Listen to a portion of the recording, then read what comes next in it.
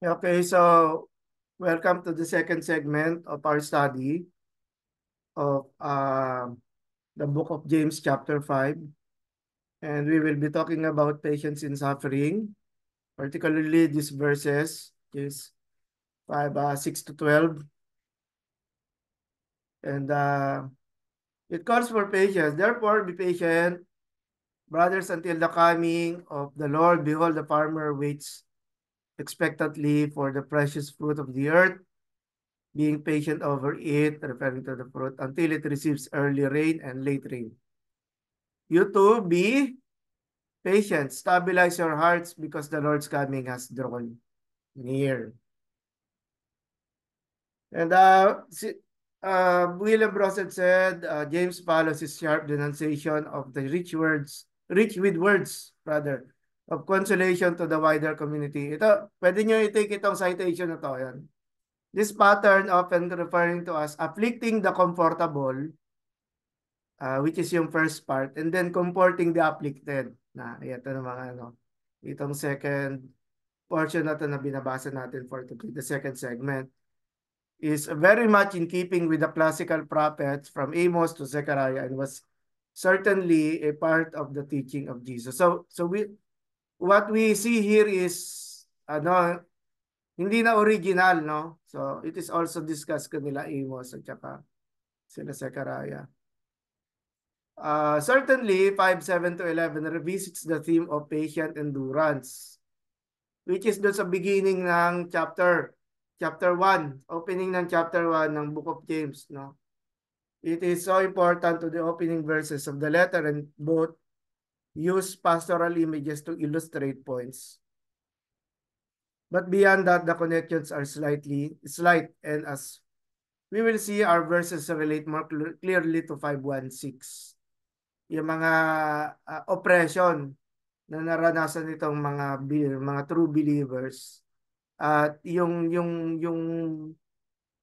function of the passage in order to comfort itong mga believers na to. While ito nga verse 12 hanggang 20 serve as the true closing verses of the letter. So balik doon sa sa conjunction ng use of therefore makes his exhortation to patience grow out of that plight described in the immediately preceding excoriation of their persecutors. Until the coming of the Lord defines how long the patience is required and points to the second coming as the occasion of release. So the word for coming, second coming, parousia, in Greek often had to do with the visit of an emperor, and the word for the Lord, Kyrios in Greek, increasingly referring to as the emperor. So the coming of the Lord portrays Jesus' return as an imperial visitation, whose purpose will be to deliver his people from persecution and punish their persecutors. So judgment here comes twofold. One, deliverance. The other, to punish yung mga evildoers. Peter Davids, the members of the Christian community are to be patient. So yun yung imperative. Notice, walang sinasabi dito, mababago yung fortunes nila. Pwedeng mabago. I'm not saying na ganun pa rin lang sila. Pwedeng mabago as the Lord wills it.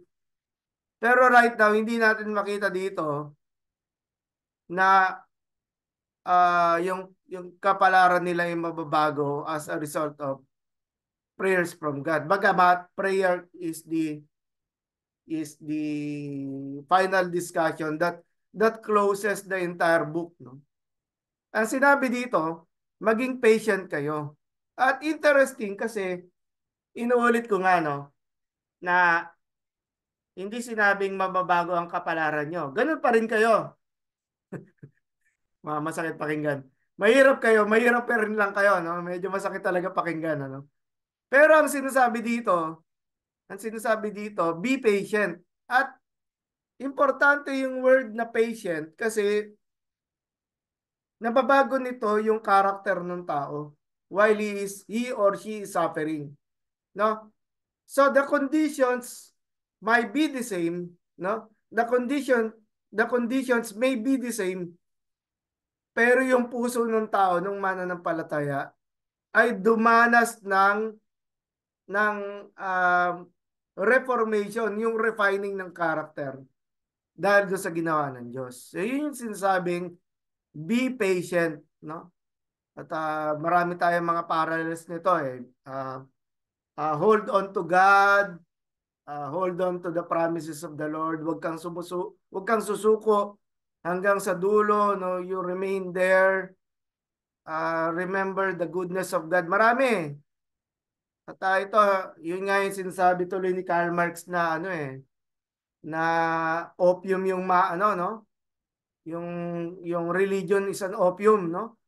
Para nang sa gayon eh pampakalma para malimutan mo daw yung paghihirap mo. Pero mahirap ka pa rin. Ganoon pa rin, naghihirap ka pa rin. Hindi yun yung intention natin, no? Hindi yun yung intention natin. At ano yun? Ah, yung pananampalataya ng galing sa Diyos at yung paggawa ng Diyos sa buhay ng tao who remains patient, no? There is this ano no formation of character na pwede nating masabi uh, to make us stronger and to allow us to see yung mga miseries natin na magagaang lang, no? At isa siyang continuing result doon sa buhay ng tao. Hindi lang siya isang opium na panandalian lang na hinitit lang ng konti at pag nawala na yung opium eh babalik na naman doon sa makikita ng tao yung kanyang miseries, no? Palagay ko si Karl Marx ganun ang iniisip pero sa isang tunay na mananampalataya na nakaranas ng work of God in suffering ay there will be a change of heart, no? A patient farmer waiting, no? Behold, showcases the illustration and the illustration itself pictures such a farmer as waiting patiently for the fruit his little plot of land will produce. His wait lasts from the early rain in late October and then early November to the late rain in late April or early May. The heaviest rain fell in midwinter, but to suit his exhortation to patience, James mentions only the first and then the last rains. The first being necessary for the germination of seed para magkaroon ng buhay, and the last being necessary para nang sa gayon mabuhos yung tubig, magkakaroon siya ng sapat na nutrition yung mga bunga, no? Yung bunga. Again with Gandhi, James describes the fruit as precious because a small-scale farmer living on an economic precipice needs the fruit for his and his family's bare subsistence. Survival, no? Kaya precious because survival lang ano dito. But James describes the fruit as precious also because it represents Christians coming deliverance, no? From poverty and then persecution. So punong-puno ng experience, no? Itong mga tinatanim na to at the back of it ay punong-puno ito ng ano ng paghihirap ng farmer. Coming judgment. Si Brosen, the pastoral image used to illustrate patience and the emphasis on the imminence of the coming judgment. Imminence, ibig sabihin, it can come anytime. Just as the condemnation of verse 4 echo the parable of the laborers in the vineyard, the agricultural image in verse 7 recalls the parable usually referred to as the seed growing secretly. Mark 4. A story with vocabulary, may tanim, merong bunga, merong harvest. And rhythm, sleeps and rise night and day, as well as a basic attitude that the growth and the fruit are provided. Kailangan pagtiyagaan kasi hindi siya biglaang dumarating. It will come naturally. At yung naturally na yon, hindi ito ilang araw lang, kung hindi mga buwan. Matthew 21:2, yan, for the kingdom of heaven is like a master of a house who went out early in the morning to hire laborers for his vineyard. After agreeing with the laborers for a denarius a day, he sent them into his vineyard. Then, we know the end of the story. Yung generosity, nagkaroon ng complaint. Yung ilang mga worker na sabi nila, mas matagal kaming naghirap. And sinabi niya, hindi ba kayo ay pumayag naman mag-work for a denaryo? And a denaryo is standard. So ano siya, makatwiran or fair. Pero naiinggit or naiinis yung ibang mga tao dun sa fairness ng landowner. Or sabihin natin hindi fairness or generosity na pinaranas niya na meron dumating, isang oras lang ng trabaho, pero binigyan niya ng denaryo. Ganun kabait yung landowner. Now, why is this connected with don't grumble? No? Biglang all of a sudden pumasok dito yung don't grumble, no? At kahit ako pag tinitingnan ko mukhang wala rin sa hulog, no? Don't be whining brothers against each other lest you be judged. Matthew 7:1-2, judge not that you be not judged, for with the judgment you pronounce you will be judged, and with the measure you use it will be measured to you. And then behold, the judge has taken his stand right in front of the gates.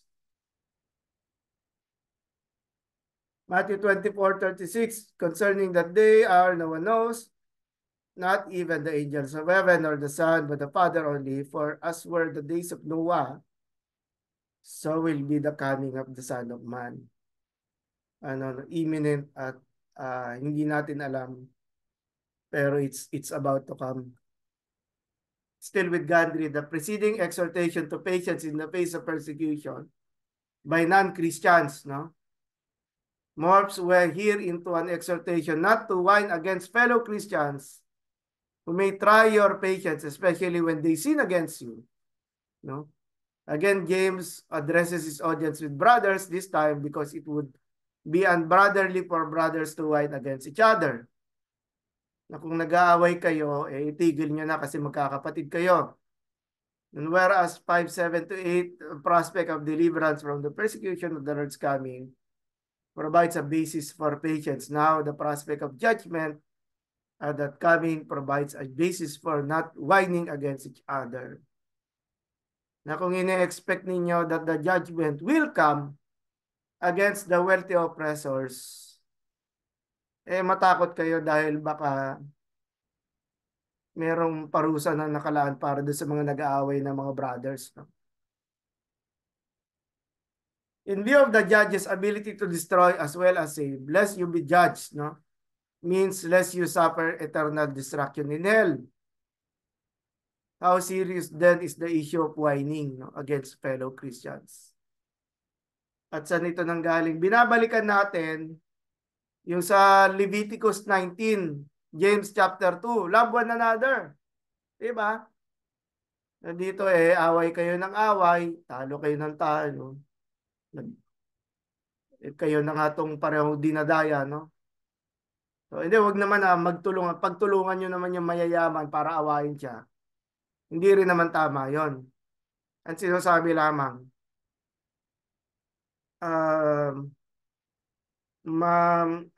nadadamage yung fellowship, yung community of believers kung meron within the Christian faith, mga brothers and sisters na nag-away-away.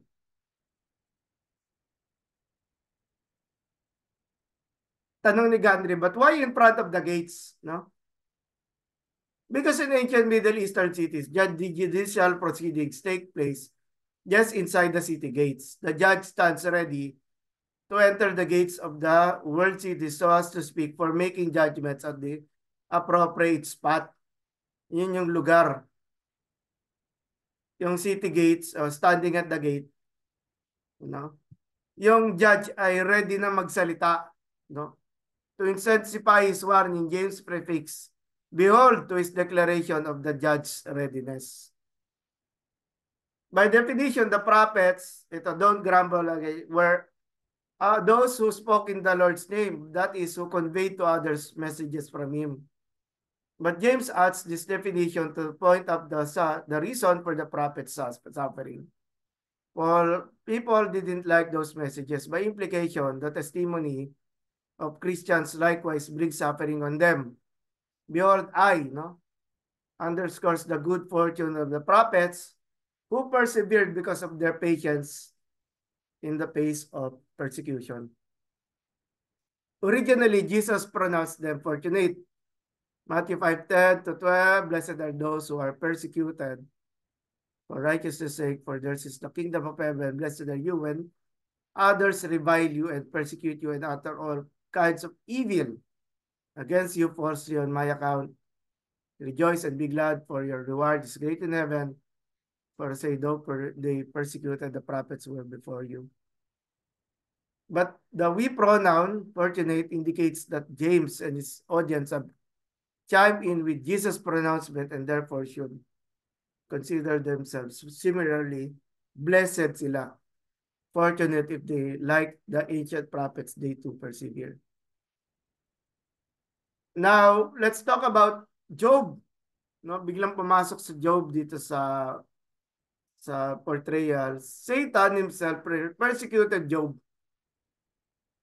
At si Job ay, ayun nga, model for patience. But Job persevered through faith in God and therefore provided an example to be followed in advance to that of the prophets. You heard about Job's perseverance in that the books of scripture were read aloud to audiences, copies for private reading being extremely rare. So this was really meant for public conversations. The Lord's completion refers to the restoration by Him of Job's prosperity. Doon sa ending ng chapter ng Job 42. The Lord will likewise bring Christian suffering of hardship to completion with the crown of eternal life. Ang layo nito, yung pinag-uusapan natin, ang layo sa prosperity gospel. Ano? Kasi ang prosperity gospel highlights only na if you are, sabi nila, you'll be faithful, hindi ka avoid yung sin, eh, pagpapalain ka. Pero dito, if you endure the suffering, no? If you endure the suffering, magiging kagaya raw tayo ni Job. No? Christian suffering on hardship to completion with the crown of eternal life. Yun yung ano, yun yung wreath, no? Yung ano, yung winner's wreath, yung laurel na nilalagay doon sa mananagumpay. Bagamat yun sa atin pag merong mga namamatayan na kino-compare din yung ano no, yung katapatan nung namatay. Kaya merong mga bulaklak, no? Pero hindi kagaya nung ano no, laurel na nilalagay doon sa tenga. Pero ang tawag din doon corona eh. Corona para sa patay, no? No. So nakikita niyo yung gamit ng ano no, ng vocabulary ay may kinalaman din sa Christian ano, no, Christian terms. Such a completion arises out of His compassion and mercy. Yun daw sa galing sa Diyos, no? Contrast dun sa pagkawalang awa ng mga ano no, ng mga mayayaman ano. The use of two descriptions, compassionate and merciful, and their magnification with abundantly fortify James' assurance of a fortunate outcome. Ganun din eh. Na kung kinikilala natin ng Diyos ay maawain, mahabagin, no? Yung justice ng Diyos na ipararanas doon sa mga nagsisikap, mga nagtatapat, no? Ay pwedeng iparanas ng Diyos yung ano, yung pag-angat ng buhay nila, no? Hindi nga lang siya biglaan, pero may potential given that maawain ang ating Panginoon. Now, closer look, no? Ito ay galing pa rin kay Brosen. Closer look at James' thoroughgoing eschatology. Surprisingly, few have commented on the thoroughgoing way in which James expresses his eschatological expectation. Bakit kamo?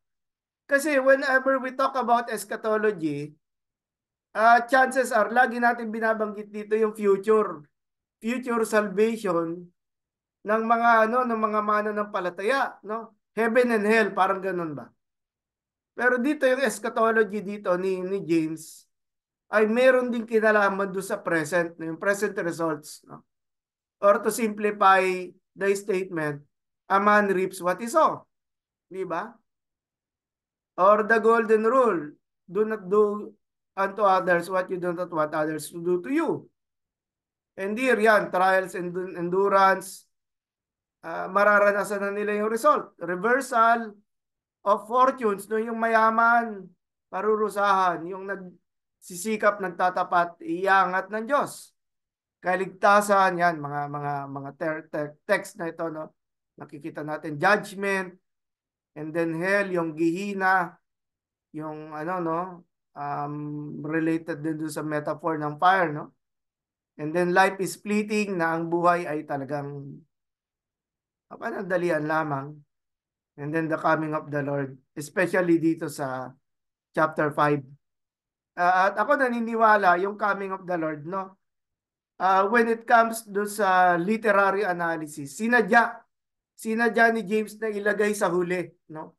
Yung coming of the Lord, which is very strong language about the ano no, the anticipation. Kasi ang coming of the Lord, dinideclare din siya sa Lord's table, di ba? Sa Lord's table. Ano no, yung ano no, yung drink from the cup, no? Until the Lord returns, no? So the pervasive appearance of these themes and the prominent role they play in the passages in which they are found argue persuasively for reading the letter as step in its author's expectation with the imminent return of Jesus. So itong eschatology may kinalaman sa ethics. Ethics, ibig sabihin, paraan ng pamumuhay ng tao. Paraan ng pagtingin sa tama at saka mali. No? At pagtingin natin doon sa yung ginagawa natin at merong mga consequences yun na karugtong. So when you do good, may consequences. When you do evil, may consequences. When you remain faithful, may consequences. Kung hindi ka maging patient sa suffering mo, meron ding consequences. Kasi hindi ka naging patient eh. At ano yung mga naging hindi patient eh? Nagalit ka. Na-vent mo yung anger mo sa ibang tao, di ba? Yung energies mo. So, hindi ka naging patient. So, chances are, yung reward na dapat ibigay sana ng Lord sa'yo, na-miss natin because of our lack of patience. Still on eschatology, how does the old saying go? Everyone wants to go to heaven, but no one wants to die. When we encounter someone who says with seriousness that they look forward with joy to the end of the age, we are more likely to ask if they are still taking their medication than we are to ask about their eschatology. And while no book of the Christian Bible is more popular for study series and lectures than Revelation, the popularity is based not on how John teaches the reader to live as one awaiting an imminent parousia. Hindi ganun daw masyadong nabibigyan ng concentration. Kung hindi yung mga imagery na makikita natin sa Revelation. However, sa James, ang sinasabi dito, kung ganyan ang nakikita mo na sinasabi ng Bible na gagawin in the future ng Lord, paano ka dapat mabuhay? Yun yung basic. Ang ganda kasi it also captures yung ending natin ng study ng chapter 5. Going back, alluding dun sa faith without works is dead, no? Na pag may sinasabi ka na ikaw ay Christian, may pinapayag ka, pero hindi nakikita sa buhay mo yung sinasabi mong pananampalataya, then walang power yung pananampalataya mo. Kasi walang works eh. Walang works eh. And so, in this sense, despite its thoroughgoing eschatology, James does not figure in discussions of apocalyptic literature. Mas concerned ni James dito yung how a person lives eh. While a non-eschatological apocalyptic is hard to envision, a non-apocalyptic eschatology is common. James is an example. The absence of apocalyptic features may have been what the Belials had in mind when commenting on the routine way James discusses human mortality, divine judgment, and the promise of status reversal. In any case, the force of the absence of apocalyptic serves to encourage emphasis on the ethical, yung uri ng pamumuhay na ini-expect ng Diyos sa mga tao. Ito rin, no? Again, a closer look. You have heard that it was said to those, ano to, no, yung verse 12, kasi parang napagitnaan siya ng ano eh, um, yung tungkol sa patience in affliction, and then now going to sa prayer in affliction. You have heard that it was said to those ancient, you shall not swear falsely, but carry out the vows you have made to the Lord. But I say to you, do not swear at, at all, either by heaven, for it is the throne of God, or by the earth, for it is footstool, or by Jerusalem, for it is the city of the great king. And nakita natin sa James 5:12, above all, my beloved, do not swear either by heaven or by earth, or by any other oath, but lest your yes be yes and no be no, so that you may fall. So ganun din sinabi, let your yes be yes and no be no. Again, why are we looking at this? Yung tradition from Jesus, no? Yung tradition galing kay Jesus na ano no, na continue inadapt ni James dun sa kanyang so-called sermons or yung writing niya at large. Leviticus 19:12, when you shall not swear falsely by my name, profaning the name of your God, I am the Lord, lies behind the antithesis in the Sermon of the Mount, and that Jesus' teaching is cast in the form of antithesis. At nandun pa rin syempre yung command sa Leviticus 19 to love your neighbor as yourself. Leviticus 19. So, ayun po, makita natin, mga kapatid, mga kamanggagawa, yung importance ng patience sa suffering. At dito pa lamang, when we hear of talk, yung mga prosperity gospel, no? Basag na basag na. Ito pala mga passages, itong passage na ito pala, basag na kasi prosperity gospel does not believe na ano ang Christians ay dapat mag-suffer rather than they just talk about the good life, no? Kaya nga nakakapandaya. Nakakapandaya ang prosperity gospel because meron din mga biblical verses na pinagbabatayan nito. However, selective nga lang. It just talks about the good life.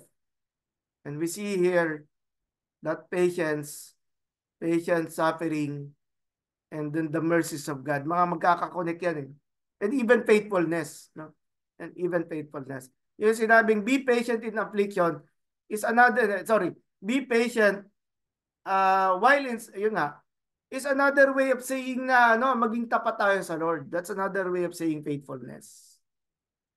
So again, makita natin how important itong sinasabi nito ni James para sa atin. No?